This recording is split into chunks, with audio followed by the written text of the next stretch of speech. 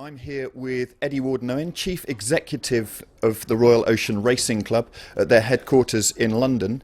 Now, this is a huge announcement about the iconic Rolex Fastnet Race, moving the finish from Plymouth to Cherbourg. It's a huge moment. What prompted you to make the change in the first place?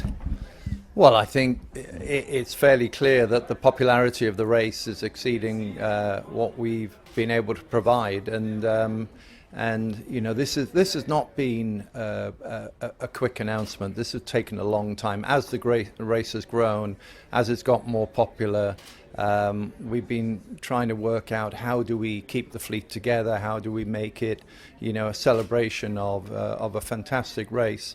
And you know, we were approached, and what we're able to achieve in Cherbourg is massive. You know, they've got so much space, and of course the club is very mindful of the history and tradition of the race. So been a very difficult decision to make, but one we're incredibly confident that's good for the race. You know, we had 150 boats on the waiting list last time round.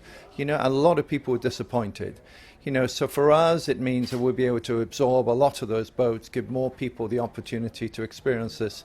You know, so we're very lucky in this country. We've got a race that is worldwide the best in the world, and you know, the Fastnet's an iconic place to round, and you know, for a lot of people it's a rite of passage. You know, it's a bit of a challenge, not just in their sailing careers but in life in general. So we want to give that experience to as many people as we can, and you know, we're delighted that Cherbourg have come to the party in a really big way and will give us massive support to make this happen. And you've got the previous records for the Rolex Fastnet Race, and you're pressing the reset button on that. Will you have any way of grandfathering those records? Well, the club in the past has used average speed, you know, when there's been changes to the race, and there have been changes in the past, and we've yet to make a decision on whether we completely cut the records and say those records are for the race to Plymouth and these are new records for the race to Cherbourg. And so there's still some detail to be done there. There's detail on exactly when we're going to start the race.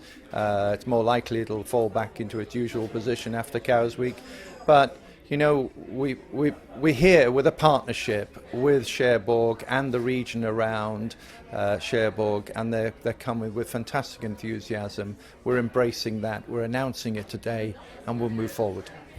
The French are renowned for coming out in huge numbers for the starts and finishes of the major races. Are you hoping that's what will happen with the Rolex Fastnet Race? Well, you know, the French passion for offshore racing is unbelievable. I mean, it's hard to imagine in this country. It's only when you go to races in France, you know, the big races, and you see the enormous interest of the general public. It's just, and we're hoping that will happen with this race, and I'm sure it will. And 150 boats were on the waiting list for the 2019 race. Do you think, if you have similar numbers, you'll be able to accommodate everybody? Well, we'll certainly be able to accommodate more. The other interesting thing is that as the race has grown, the 340 boat limit has remained, and what's happened is the race increases are from the professional sailboats such as Imoca's Class 40s and you know, multi-hulls, and we can't accommodate those. We haven't been able to accommodate them. They've been able to come and disappear. But you know, so we can get more IRC boats, and we can get more of what we call the professionally sailed boats to enjoy the race and enjoy the celebration at the end of the race, which is really important. It's fantastic to see this iconic race progress in such a good way and accommodate Europe as well as just the UK in a far greater way. So many thanks indeed for your time. My pleasure, thank you.